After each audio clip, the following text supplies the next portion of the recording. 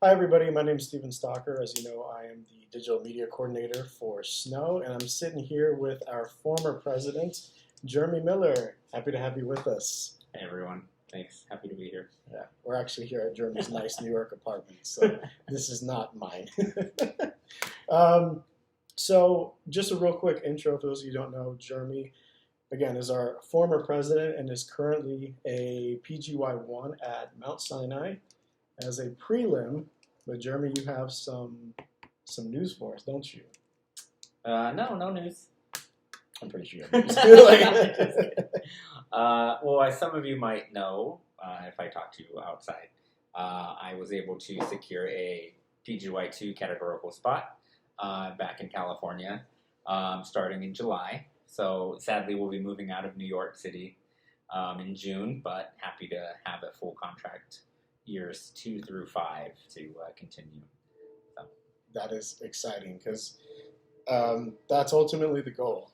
It's a lot easier to get into prelim, but getting into a categorical spot, that's the tricky part. So congratulations, my friend. I'm very excited for that. So just to kind of get us going, take us through a little bit about what your journey's been like. I mean, wherever you want to start. Obviously, we met each other on the island, which feels like a long time ago, an eternity ago. Yeah. So what's it been like? I would say just moving to New York and going through the process of being a PGY-1. What's it been like? It's definitely been exciting. You know, you're in med school and you want to pursue surgery, but you're always told it's so competitive. Yes. And when I secured the prelim spot, it was bittersweet, because I was happy to be in the specialty, but it was only a 1-year contract. And let me tell you, the second time around applying to match is even more difficult. You hear that, guys? There's a second time if you're prelim.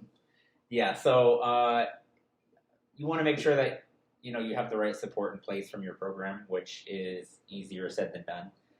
It's kind of one of the hard things to ask when you're interviewing, like, oh, tell me how you support your prelims, or because everyone's going to tell you what you want to hear on interview day, but when you actually get there and the program director, might be a different story. But yeah, so starting PGY 1 year as a prelim here at Mount Sinai, Icahn School of Medicine in New York, was pretty exciting. Honestly, I felt that my time as a medical student prepared me pretty well. I did my course at Kern Medical Center in California, and we didn't have surgical residents, so the med students were really hands-on and running the consults and presenting them to an attending, which even as a PGY-1, you're not in charge of consults.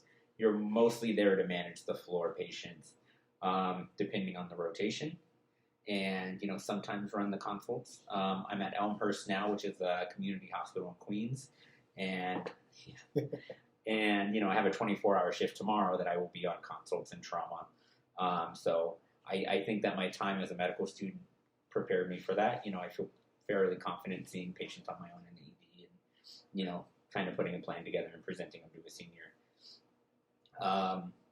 So yeah, I mean, it's been touch and go depending on the rotation. We've rotated a lot of different sites, and it's been a learning curve, but definitely one that's manageable. And to anyone that wants to get into the field, I think it's definitely doable. You just have to apply yourself. Okay. So what are some of the things that you think would be, what are some of the things that would be helpful from like an application standpoint, seeing as how, Mount Sinai here in New York, it's a good program, and like, again, even though it was prelim, like you got into a very good program. So what are some of the things, that were on your application, and some of the things you think would just be helpful? Obviously, every student, every application is different, but what are some of the things that you think are important to have on an application that help you stand out and ultimately make you more competitive?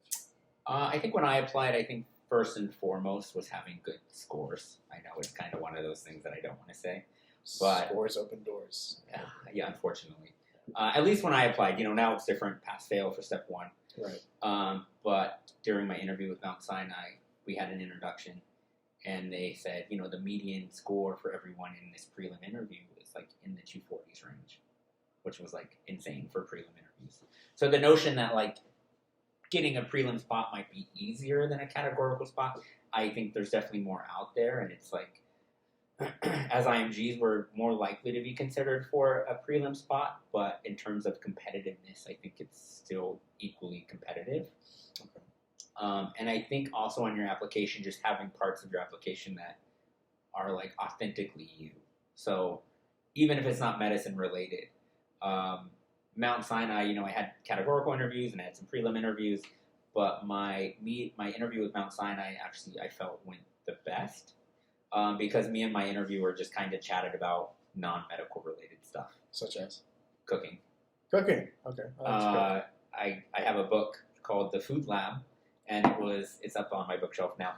But when I interviewed at my office, like back in California, I had it displayed because it was just like a large book, so it was just kind of one of the things that was in view. And she like picked it up and she was like, "Hey, is that the cooking lab?" And she went to her kitchen and she grabbed the same book. And like we talked about the book for like 10 minutes, and it was, just connecting with someone on something other than medicine, I think is important because you're going to be working with these people for 80 hours a week. I put that in parentheses. It's never 80. It's never 80. It's been 80 sometimes, sometimes more. But, when you're working with people in the hospital talking about medicine all day, sometimes it's nice to talk about other things, especially being in New York, like talking about food or restaurants and stuff like that. Also, my dogs. I have 3 dogs who are hidden right now because they're loud. But, just having parts of your application that, that you're passionate about besides medicine, I think is also super important.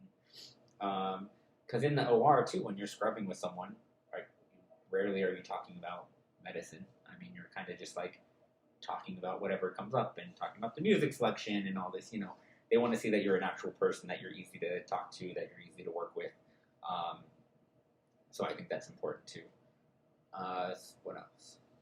What else? Well, like in terms of, okay, so like I would say application specific. So for you, when you applied, did you have like research? Well, I know you did, but I guess if you could elaborate on that and what you think are talking with some of your PGY-1 colleagues, what sort of research experience did they have, if any? So, now I kind of talk to medical students at Mount Sinai too, because we have medical students and they ask similar questions like, tell me about research that have to be surgery related, and the answer is no.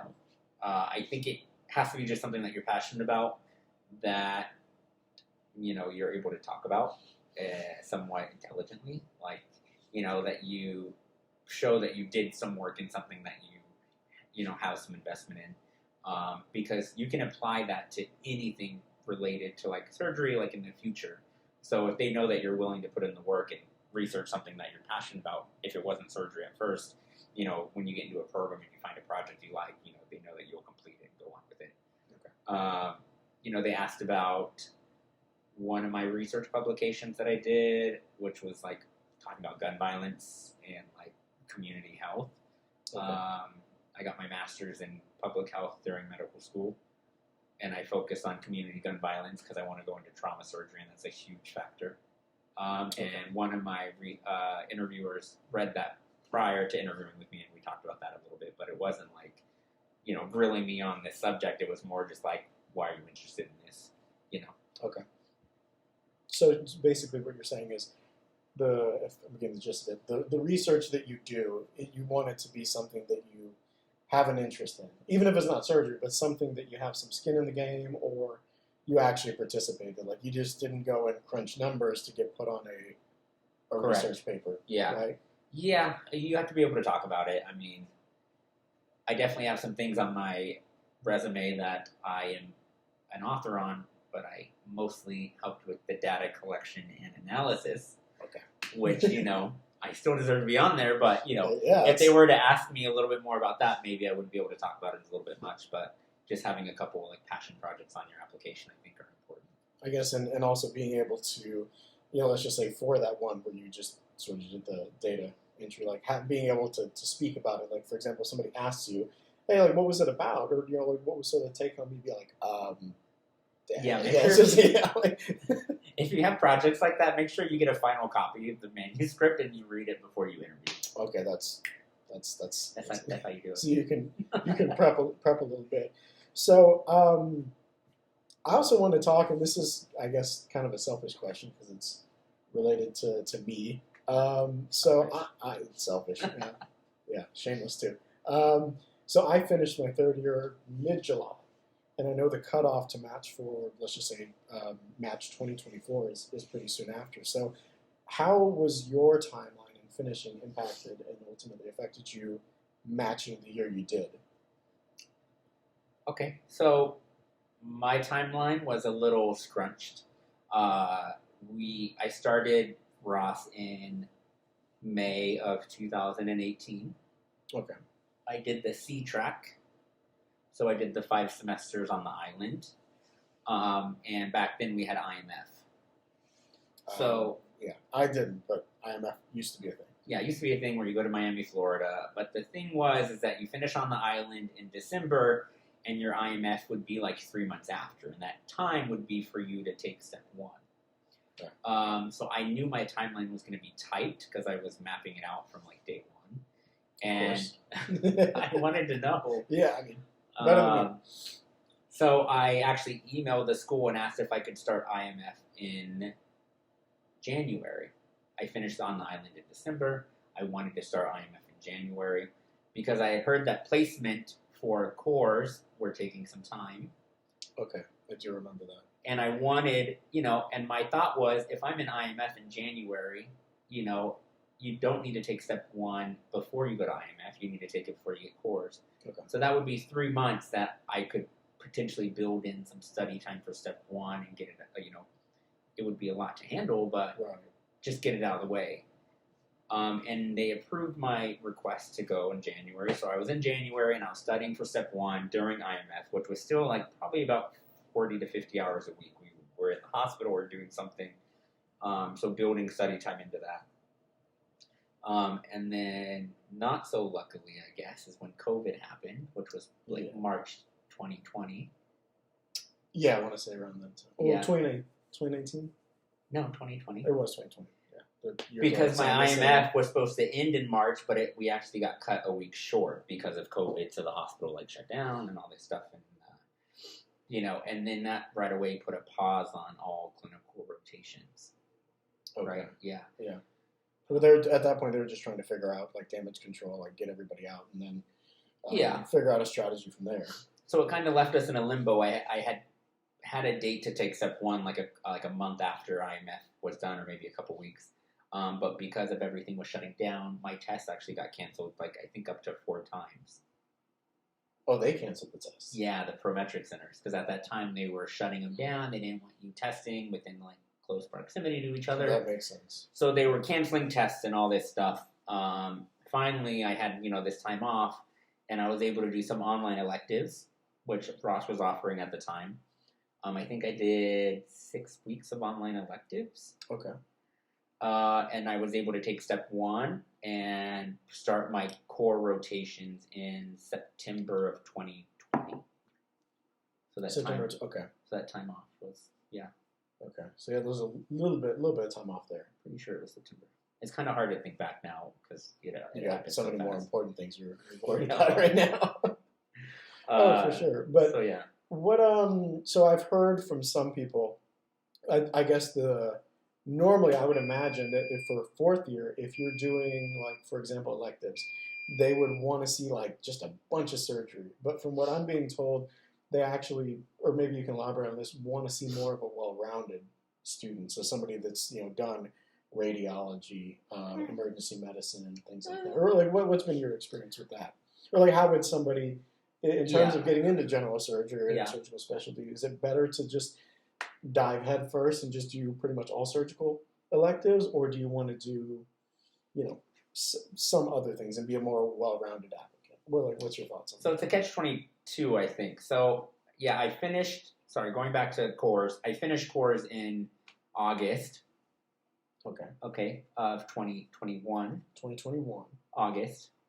And I started my first elective in September because, match time opens like the end of September, I want to say. I should or know. October. I don't. That's a problem for next month. So the most important thing is to get a sub-I from at least one surgical specialty.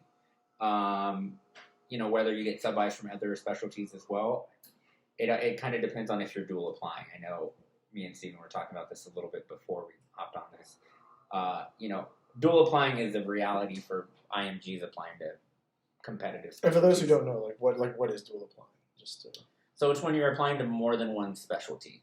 So, Ross would try to tell you, if you're applying surgery, you should think of a backup specialty, whether that's something a little bit more easier to get into, like, family medicine, internal medicine. And while they might require, similar scores, I heard now IM is requiring like similar scores, I guess. There's more open positions. I think there's only like 300 surgical residencies in the country or something like that, 3-something. IM, there's probably close to like 500 or 600. So just in the sheer number of like spots. So if you're dual applying, I think it's important that you kind of have a more well-rounded application. Okay. Because you're going to need to get letters from, both specialties. And maybe if you have a surgery-focused application, you're applying family medicine, they're like, what's going on here? They might hint that, they're your backup specialty. And never tell a surgery program that you're dual applying to another specialty if surgery is your number one choice. Because that is tracks, a red flag, and they will throw your application out like an RB. You have to, I know it sounds bad, but you have to be like, you just have to say that, you want to do surgery. And even if you're applying internal medicine and surgery is your backup, let's say you're doing that, you have to be like, surgery is my number one choice. Whatever program or a specialty, they always have to be your number one choice. So the $1 million question I would ask is, if you are dual applying, and let's just say hypothetically, like someone like me who is wants to do surgery, but is also applying to internal medicine as a backup, and I apply to Mount Sinai, does it make sense to apply to both of those at the same institution? Because my understanding is program directors talk, and the last thing you would want, for example, is to have a surgery interview, for example, and then all of a sudden, oh, well, you're also applying to internal med. Like, what's the deal with that?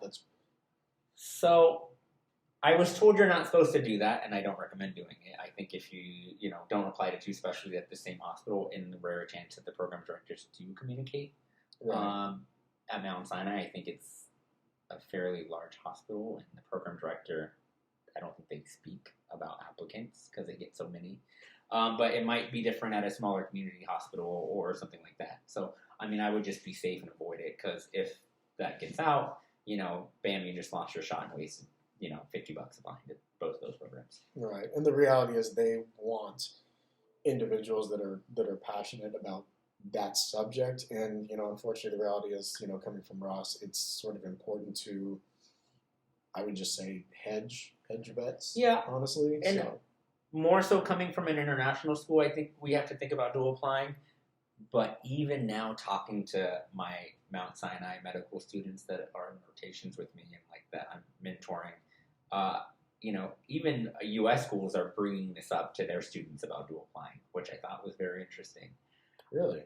Just because of how competitive everything has gotten with like the application process, and due to the online or virtual interviews, all these programs are getting flooded with like 50% more applicants than before, because now you don't have to travel for interviews. Okay, so they're still doing online interviews then? As of now, yes. All the ones this past year were online. I follow like the APDS, which is the program directors for surgery. I don't think that there is a move to change in the surgical specialty. I think it works too well for, our specialty to do online interviews, just because they're able to get a lot more applicants, and they can actually interview more people than having them fly here and come. And but I have heard other specialties doing in-person interviews. Okay. More of like the primary care specialties, like family medicine and all that. I guess it just kind of depends. Okay.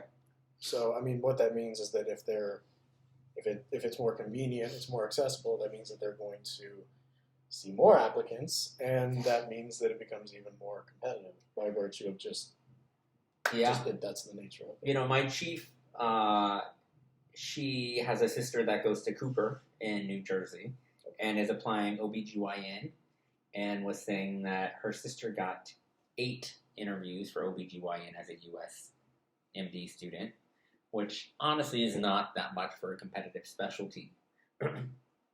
But when she looked up the stats, and that seemed to be like the average now because there's just so many candidates, you know. So even like for U.S. students, it's hard. So you can imagine for IMGs, it's just as hard, you know. So at the end of the day, I think you should always prepare. You know, look at your application with an honest eye. Don't think that that you're going to be the exception to a program that has never taken an IMG. I mean, you might be, but I wouldn't like build, a career focused on that. Right. That's just from a pragmatic standpoint. Like there's probably a reason why. If you look at it, for example, like I've done that too. Like I'm actually from Texas, and so I'm still on the fence of whether I necessarily want to go back.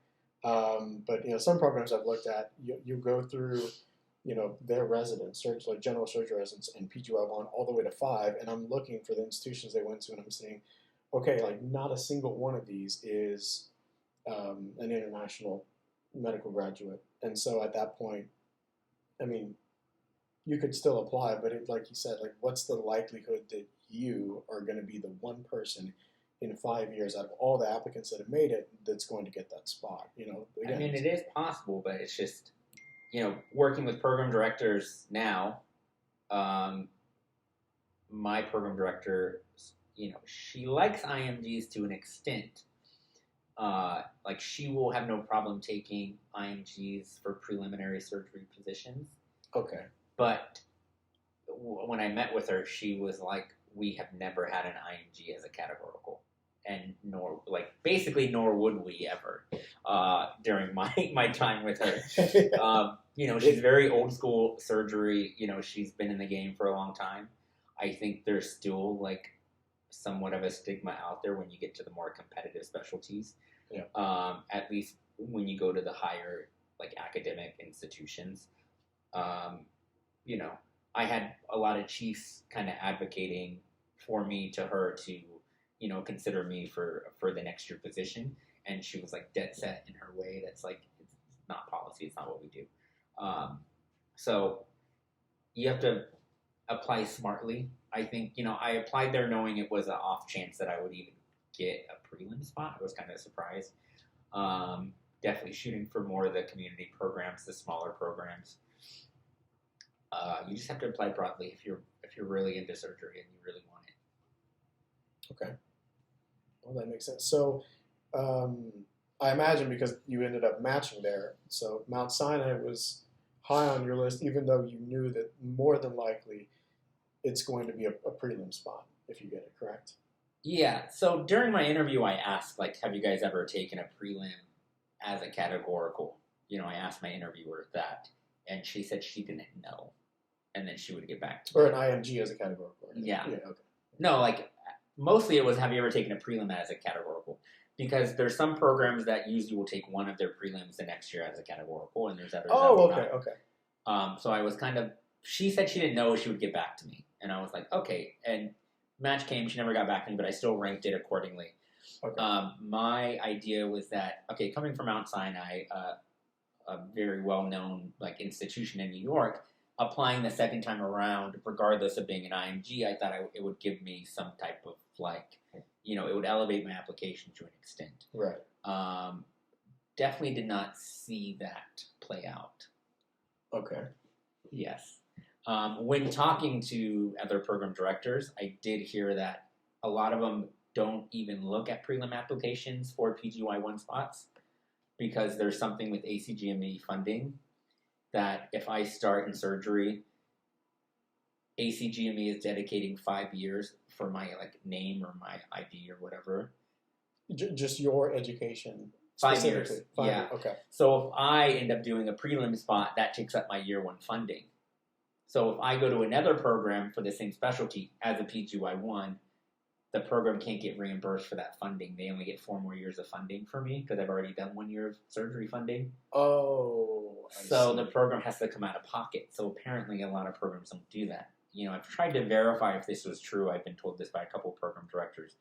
I couldn't find it out, but it seems to be the reason why that it might be harder as a prelim the second time around.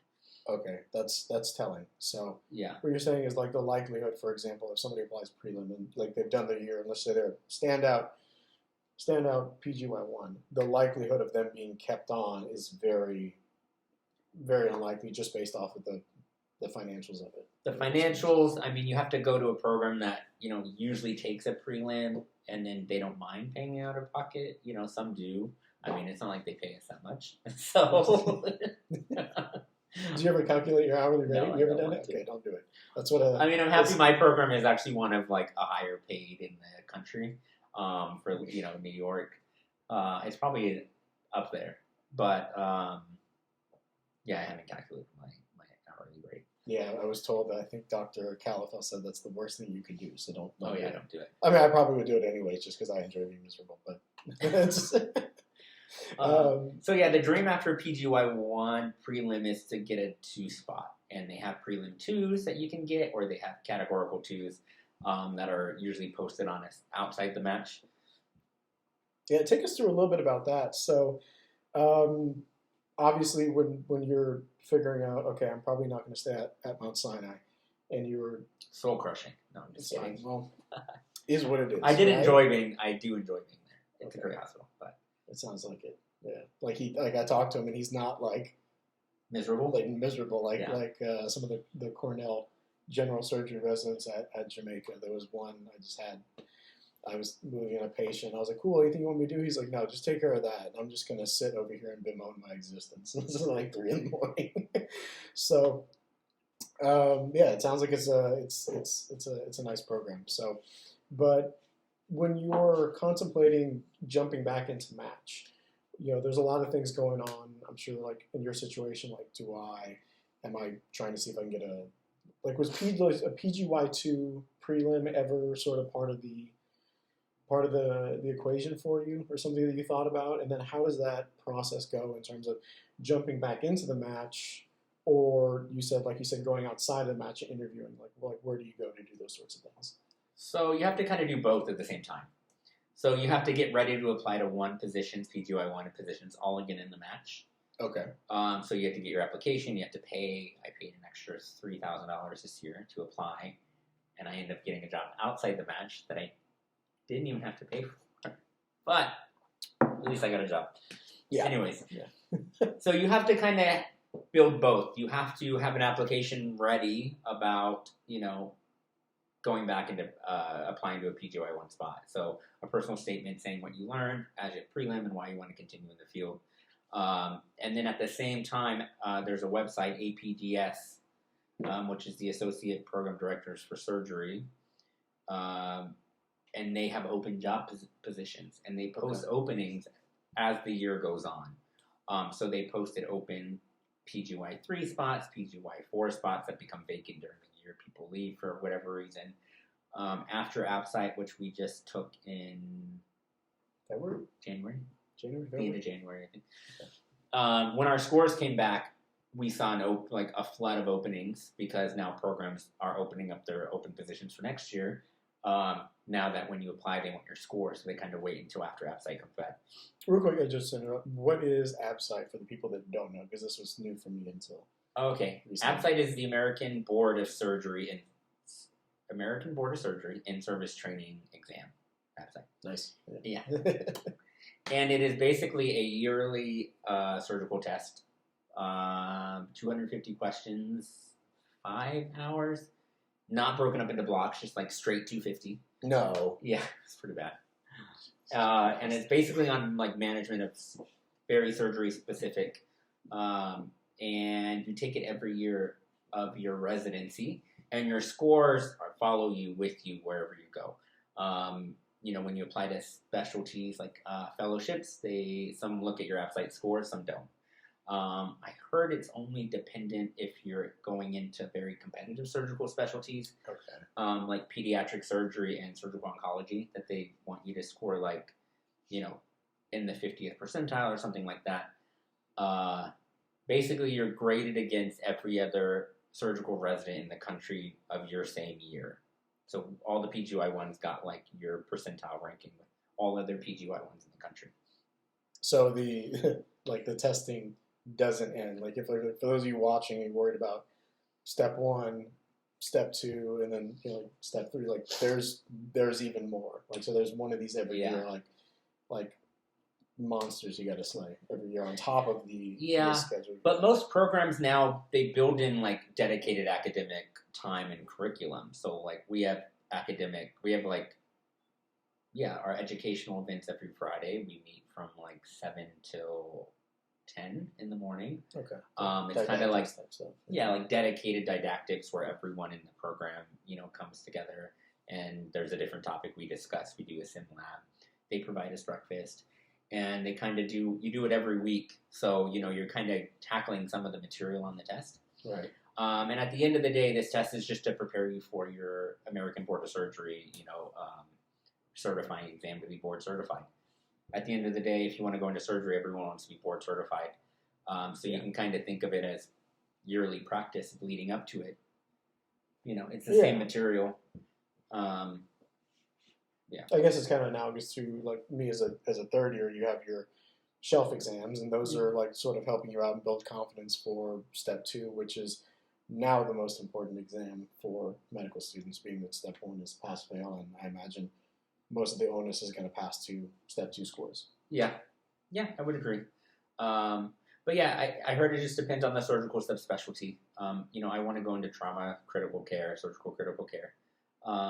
And they only fill like 75% of the fellowships every year. So there's like 25% of the fellowships that are left unfilled because people aren't going into it as much as they used to. I wonder why. I don't know. Might be the hours. Probably the hours. Yeah.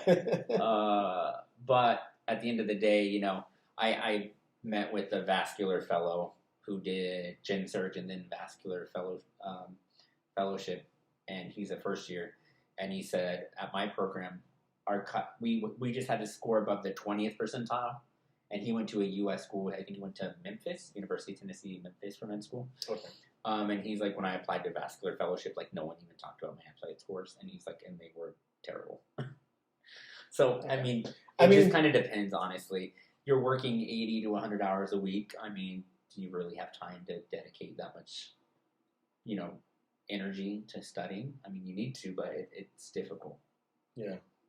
250 questions, like no breaks, just straight through that. Kind of sucked, yeah. Yeah. Halfway through, I was like, oh my god.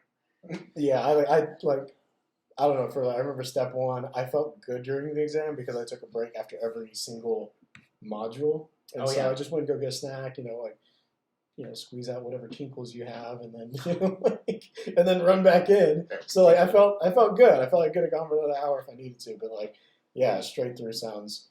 Oh, that sounds awful. So, I guess getting back to before I brought us on this tangent about app sites, but you said that when when you're looking outside the match, and you see all these positions opening up after the app site scores come out, what was then your process? Process strategy going forward? Yeah, so every program you have a program coordinator, and basically, every program kind of wants the same thing. They want 3 letters of recommendation. They want your transcripts from your school. They want... Technical difficulties. Yeah, sorry. They want 3 letters of recommendation. They want your personal statement. They want your case log. So, when I do surgeries and I'm performing them, which is me and the attending, I have to log those as cases. Okay. As a medical student. What? Are you saying as a... Oh, no, I'm sorry. As a resident.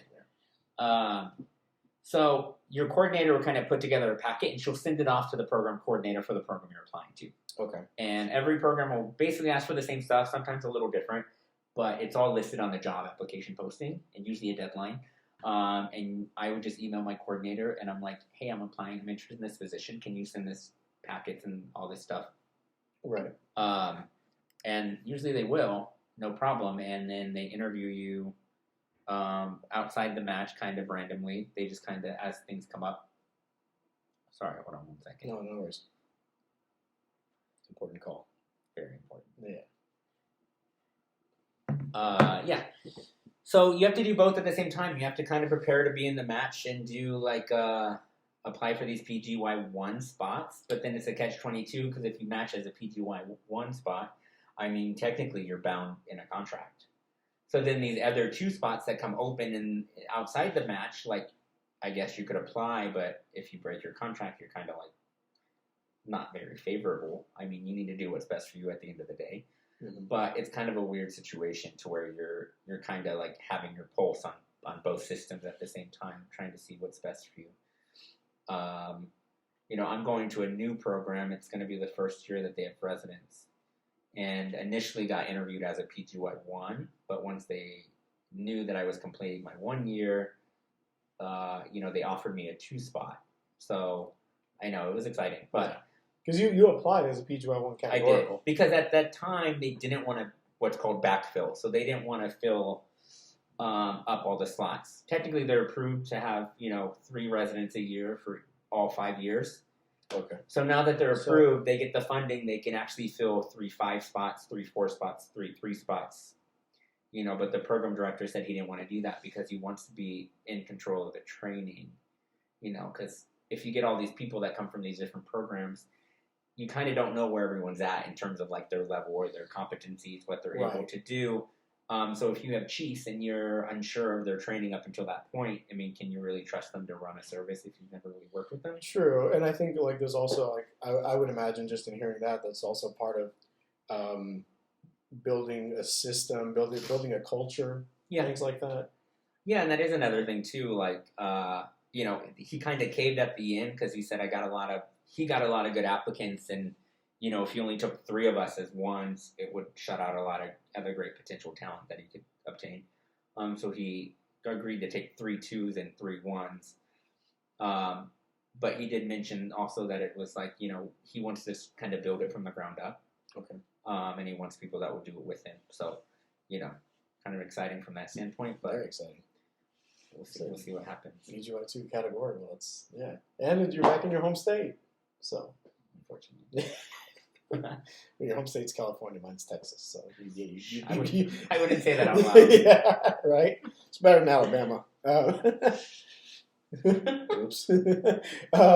Changing gears a little bit, I wanted to talk about, like, I guess kind of the most important aspect, or I guess why everyone sort of wants to hear this, and what has been your experience as a PGY-1? Like, what's your first year been like? Like, what are some of the different services that you've worked on, and expound on everything. Well, like, what are the expectations going in day one, and then also, the $1 million question: what have your hours been like? Oh yeah, all that kind of stuff. So, expectations going in day one, literally they don't expect anything from you. And I know that's hard to hear. People want... But that's good to hear, right? Like, it's good, and everyone gets extra nervous. Like, I have friends that are going through the match now, and that are like, what can I read up on before I start to be better? And I'm like, honestly, nothing. Enjoy your life. There's a coffee, by the way. My chief during orientation was like, we don't expect anything of you. We are going to pretend like everyone knows nothing. Okay. For better or for worse. And they care more about your attitude and your work ethic. So, you have to be passionate about learning, and you have to be able to work hard. I started off on one of our more challenging rotations. We go to Elmhurst, which is in Queens. I remember, yeah. And we do trauma surgery and acute care surgery and gen surge.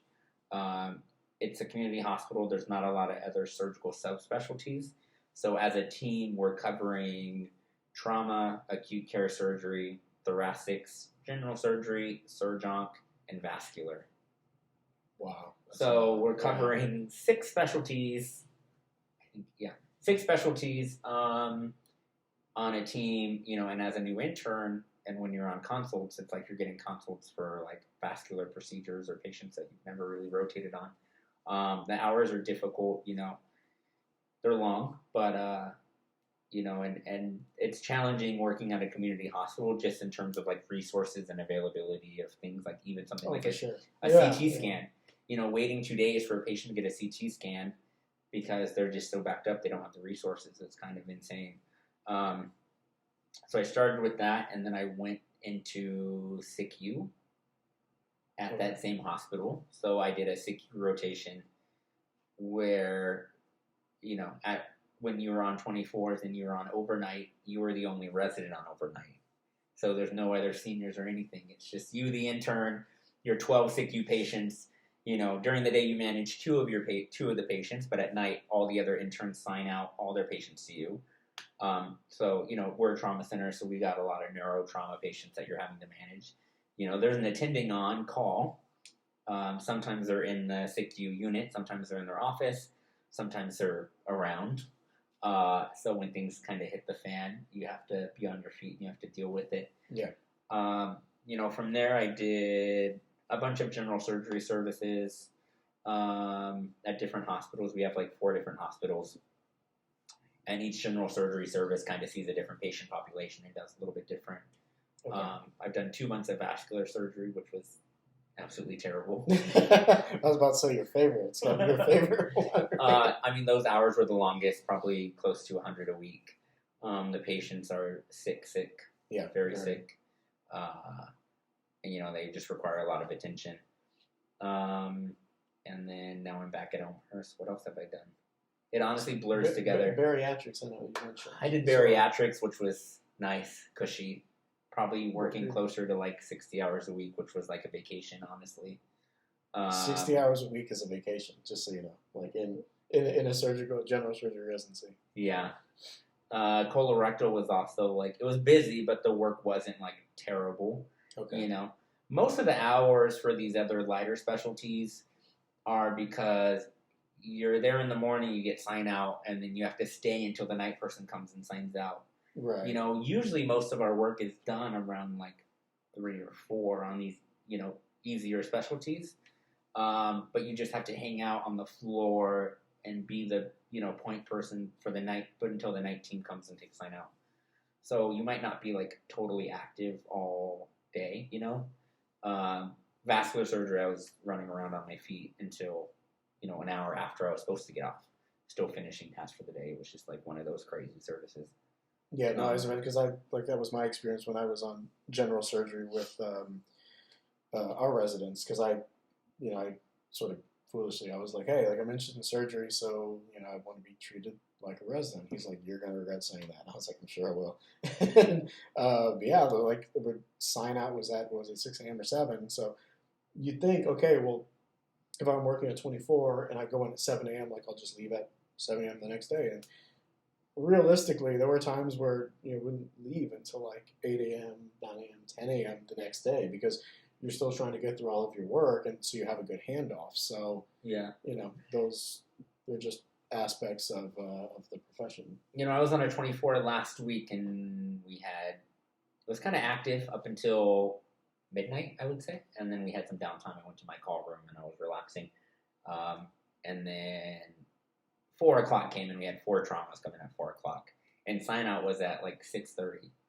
So honestly, it's nearly impossible to get the workup done for 4 trauma patients in 2 hours and get a comprehensive plan and a note staffed with an attending and everything tucked away for the day team. So I was there even 2 hours after, just kind of finishing up.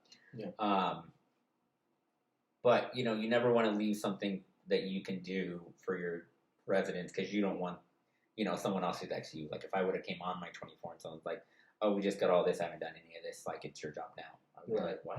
No. So you work really closely with these people, and honestly, you're gonna see and work with these people more than you see your own family and friends. Yeah. So you want to have that good rapport, and honestly, it just comes down to professionalism at that point. Yeah, and you're invested in these patients when they come in as a trauma and they're getting worked up. You're invested and you want to see it through too. So saying that I had to stay later to finish the stuff isn't saying oh, I had to work extra hard. It's I had to finish my work, but I wanted to anyways, because I wanted to make sure that I was giving them everything I could as an intern. Yeah, for sure. But yeah, and it's amazing how I did this rotation my first month of residency, and now I'm doing it again, and I'm almost done with my first year. It's been about 8 months. And crazy how quickly it's gone. I remember when you started. Yeah. And the things that were harder back then, when I was my first month of residency, that I was like, oh wow, this is so stressful. Now it's just like nothing. Yeah. Like the amount that you grow in a short amount of time when you're doing it every day.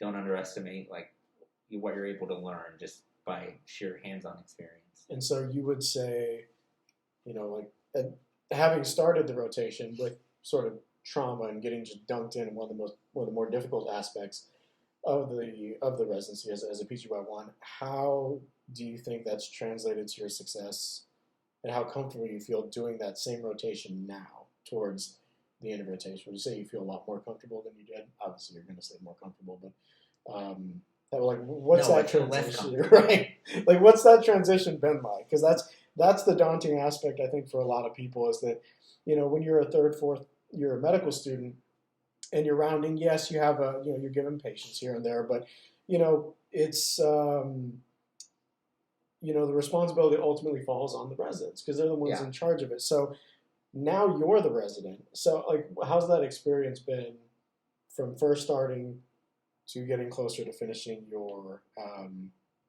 first year? Like, I think when I first started, I felt like I had to do more on my own because I wanted to like not prove myself, but I wanted to show that like I was able to do the work. But now that I'm like into it more, I realize like how beneficial it is to like rely on your other teammates and your co-residents to make sure everything's done. Like I never feel like I have to do all the tasks on my own for the whole day when there's like 5 of us, even if I'm the one on call. Okay. So I think it's just getting more used to like not feeling like you have to prove yourself, and that you can just like rely on other people and everyone can get work done and everyone can leave at a decent time. I think that kind of comes along with the more experience you have, Okay.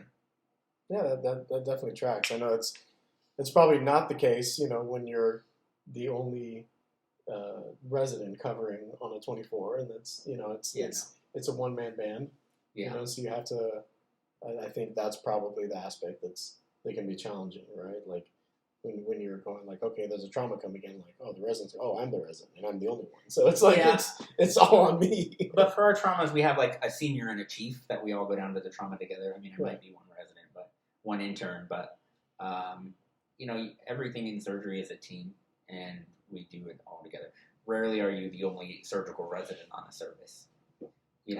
Maybe for the smaller programs you might be, but even then we have like PAs and everything that like other help to kind of get through everything.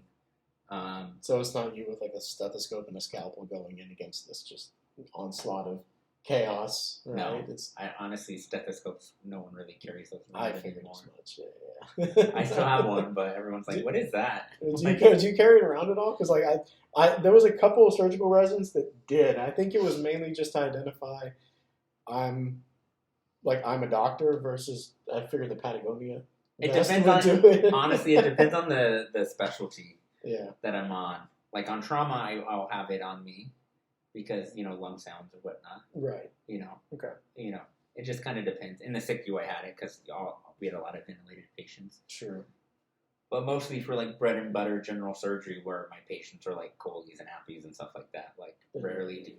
You probably don't need to keep that ting on you, right? No, yeah, honestly, as long as they're breathing room air and they're statting, like, in the high 90s, like, do I really need to listen to lung sounds? True. As long as you don't say, clear to auscultation, you never did it, you never want to do that. Yeah, I've seen. Yeah, I'm not going to get into that, but yeah, that's good advice. You always want to be truthful in your 100%. In your workups.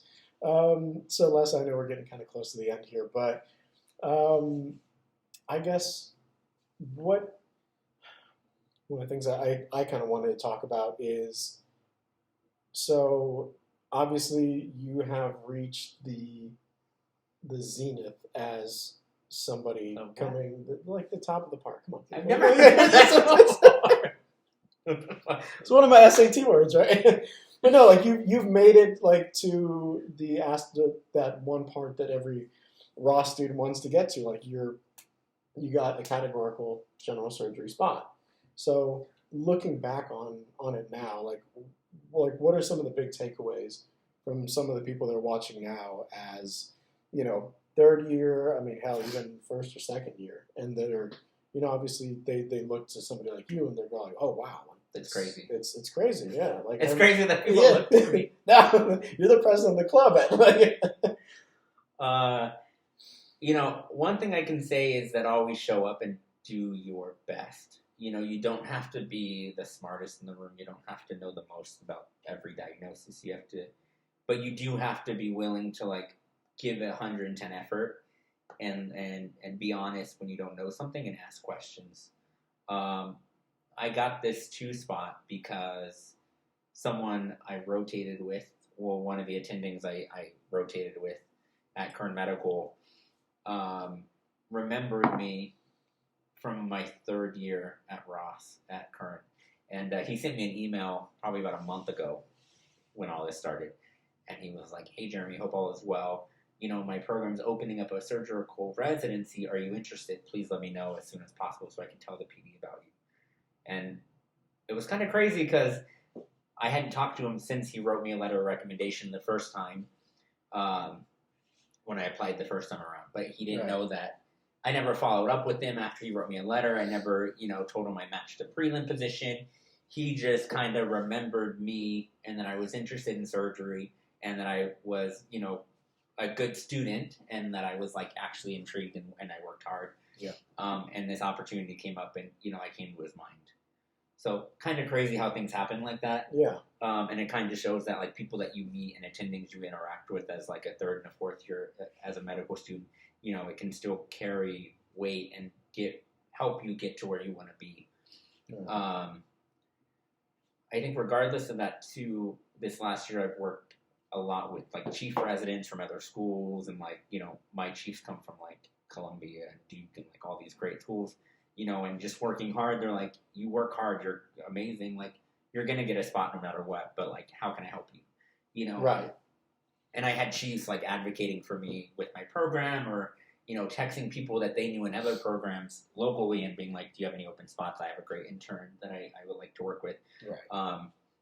And I never did I ever show up and say, I know everything about the gallbladder and I'm going to be the number, I know all the surgical skills and I will take this gallbladder out all by myself, but you had to be honest and be like, I don't know this and I see that we do it a lot. Can you tell me why? Or, kind of show that, hey, I know I'm supposed to be off now, but this case is going to go and you need someone to cover it. I'm more than happy to cover it.